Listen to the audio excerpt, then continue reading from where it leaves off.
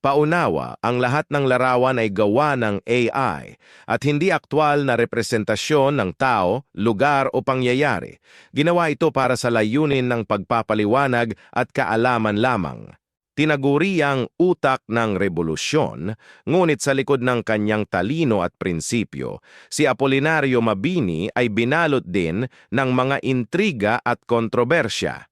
Halina't alamin ang mga kwento ng kanyang buhay. Si Apolinario Mabini, ang dakilang lumpo, ay isa sa pinakamahalagang utak ng revolusyonaryong kilusan. Ngunit hindi rin siya nakaligtas sa mga kontrobersya sa panahon ng digmaan. Unang isyu, ang kanyang posisyon sa pamahalaan ni Emilio Aguinaldo. Si Mabini ang pangunahing tagapayo ng revolusyonaryong pamahalaan, ngunit marami ang bumatikos sa kanyang radikal na mga ideya tulad ng kanyang mariing pagtutol sa kompromiso sa mga Amerikano. Ang kanyang prinsipyo ay matatag, ganap na kalayaan o wala. Subalit, para sa ilan, ito raw ay dahilan kung bakit naging mas mahirap ang pakikipaglaban sa mga dayuhan. Pangalawa, ang tsismis na kumalat tungkol sa kanyang kalagayan bilang lumpo. May mga nagsabi noon na siya raw ay naging lumpo dahil sa isang makamundong sakit.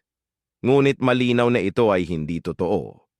Si Mabini ay nagkasakit ng polio, isang sakit na nagdulot sa kanya ng matinding hirap sa katawan, ngunit hindi sa kanyang isipan. Bagamat paninira lamang ito, ipinakita nito kung paano ginagamit ang intriga upang sirain ang kanyang reputasyon. Pangatlo, ang kanyang desisyong iwasan ang mga posisyong pampolitika matapos bumagsak ang rebolusyon. Para kay Mabini, mas mahalaga ang prinsipyo kaysa kapangyarihan. Ngunit ito rin ang naging dahilan ng kanyang pagkakulong at pagkatapon sa Guam ng mga Amerikano. Ang kanyang pagtanggi sa pagsumpa ng katapatan sa mga mananakop ay itinuturing ng ilan bilang pagiging matigas ang ulo. Ngunit para sa iba, ito ang kanyang pinakadakilang pamana. Hanggang sa huli, pinanindigan ni Mabini ang kanyang paniniwala, ang ganap na kalayaan para sa Pilipinas.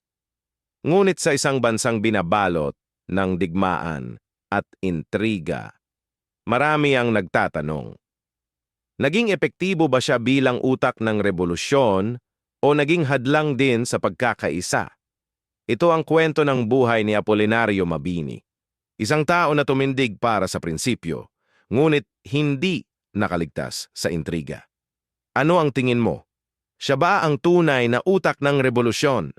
I-share ang iyong opinyon. Para sa mga samut-saring misteryo, kaalaman at kasaysayan, huwag kalimutang mag-subscribe at pindutin ang notification bell.